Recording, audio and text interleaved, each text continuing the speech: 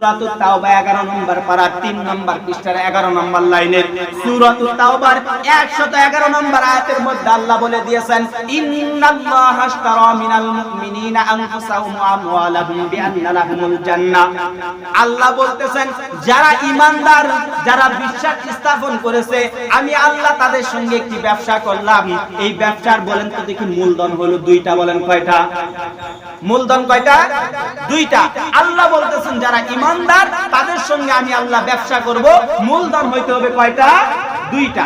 মূলধন থাকবে দুইটা, এক নম্বর হলো জান, দ্বিতীয় নম্বর হলো মাল। এই জান এবং মাল সূরাতুত তাওবা কুরআনুল কারীমের 9 নম্বর সূরা 11 নম্বর পারা 3 নম্বর পৃষ্ঠার 11 নম্বর লাইনে সূরাতুত তাওবার 111 নম্বর আয়াত বাড়িতে গিয়ে মিলিয়ে দেখবেন।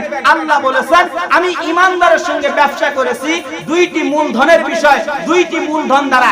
এক নম্বর হলো তার